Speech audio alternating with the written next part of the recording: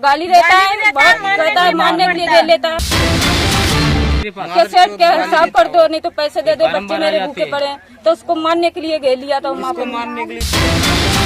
जो शिव पुराण मैंने कहा ये मेला लगा था, शिव महापुराण। हाँ शिव महापुराण का मेला लगा था। हाँ ये सेठ है हमारे, खर्चा भी नहीं देते। यानी हमारी लेबर है ना, सब भूखी पड़ी है। 2-3 दिन होगा भूखे रहते हुए से कम 20-25 दिन होगा, खर्चा नहीं दिया हम लोगों को। भुसावळ शहरापासून अवघ्या 2 किलोमीटर अंतरावर यावल तालुक्यातील पाडळसा अकलूज शिवारात नुकताच लाखो भाविकांच्या उपस्थितीत पार पडलेल्या शिव महापुराण कथेच्या झगमगाटामागं एक अत्यंत गंभीर आणि संतापजनक वास्तव समोर आलंय।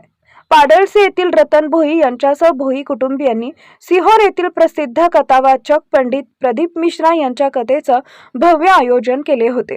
मात्र याच आयोजकांच्या मालकीच्या वीट भट्टीवर काम करणाऱ्या मजुरांवर उपासमारीची वेळ आल्याचा धक्कादायक प्रकार उघडकीस आलाय।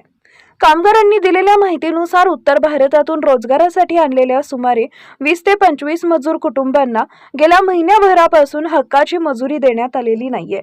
त्यामुळे गेल्या 3 ते 4 दिवसांपासून ही कुटुंब अक्षरशः उपाशी असल्याचं समोर आलंय। यात लहान मुले आणि महिलांसह सर्वजण अन्ना वाचून त्रस्त आहेत। काही महिला गर्भवती असल्यानं त्यांच्या आरोग्याचा प्रश्न अधिकच गंभीर बनलाय। प्रसंगी मालकाकडून थकीत मजुरी न मिळण्याची कोणतीही दाद मिळत नसल्यानं अखेर मजुरांनी 112 या आपत्कालीन क्रमांकावर संपर्क साधला। त्यानंतर फैजपूर पोलीस ठाण्याचे कर्मचारी घटनास्थळी दाखल झाले। त्यांनी मजुरांची परिस्थिती जाणून घेतली असता गेल्या काही दिवसांपासून आम्ही उपाशी आहोत, मजुरी मिळत नाही अशी व्यथा मजुरांनी मांडली। एकीकडे लाखो भाविकांसाठी महाप्रसादाची व्यवस्था, दान धर्म आणि धार्मिक कार्यक्रमांचा मोठा गाजावाजा करायचा, मात्र दुसरीकडे त्याच आयोजकांच्या वीटभट्टीवर काम करणाऱ्या मजुरांच्या घरात 4 दिवसांपासून चुली पेटलेल्या नसल्याची हळहळ मजुरांनी व्यक्त केली आहे। प्रसंगी कामगारांनी थकीत मजुरीची मागणी केल्यावर वीटभट्टी मालकांकडून टाळाटाळ केली जात असून उलट दमदाटी व शिवीगाळ केल्याचे आरोप महिला मजुरांनी केले आहेत। मजुरांचा मुकरदम रशीद खान यांच्या म्हणण्यानुसार भोई यांच्याकडे सुमारे 3 लाख रुपये मजुरी थकीत असून ती देण्यास मालक टाळाटाळ करत आहे। तसेच पोलिसात तक्रार करू नये यासाठी सायंकाळपर्यंत 25,000 रुपये देण्याचं आश्वासन देण्यात आल्याची माहितीही त्यांनी दिली आहे। मात्र संपूर्ण प्रकरणात पोलिसांनी अद्याप कोणतीही ठोस कारवाई केली नसल्यानं आश्चर्य व्यक्त होत आहे।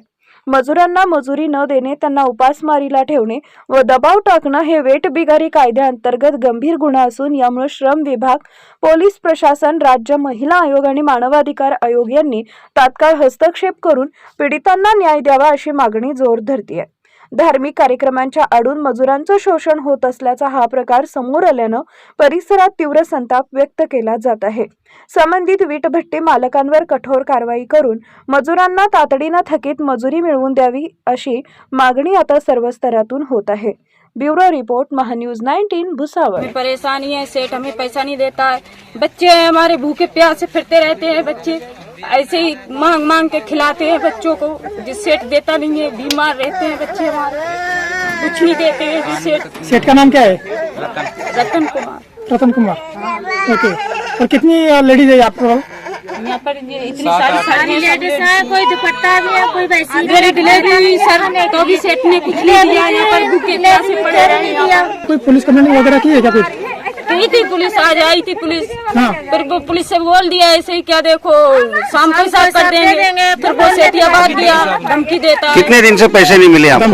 धमकी क्या दिया उसने? हो गए 20-25 दिन हो गए, कुछ नहीं देता सेठिया। पहले भी देता था, ऐसे ही रो रो के देता था, कम कम। अभी आपको धमकी क्या दी उसने? क्या बोला, पैसे देंगे या नहीं? ये बोला शाम को देख लेंगे, अभी तो कुछ नहीं है मेरे पास में। बोलता है काम करो तब देगा काम, ऐसे नहीं देगा पैसे। काम करो, ऐसे बच्चों को छोटे बच्चों को छोड़ के करते हैं काम, तभी खाने के लिए नहीं देता सर जी।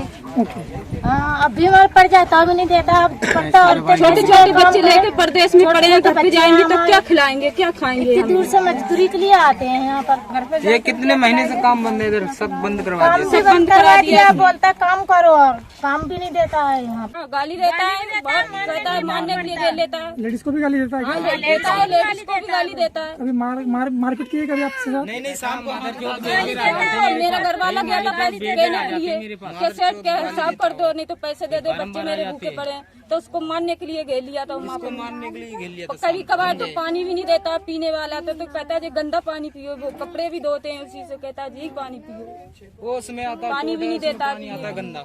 जाओ, हम गांव में फोन कर दे रहे, आप दवा गांव में ले लीजिए। वो गांव में जाते हैं दवा लेने के लिए, वो कहते नहीं सेठ को बुलाओ तो दवा देंगे, हम ऐसी दवा नहीं देंगे।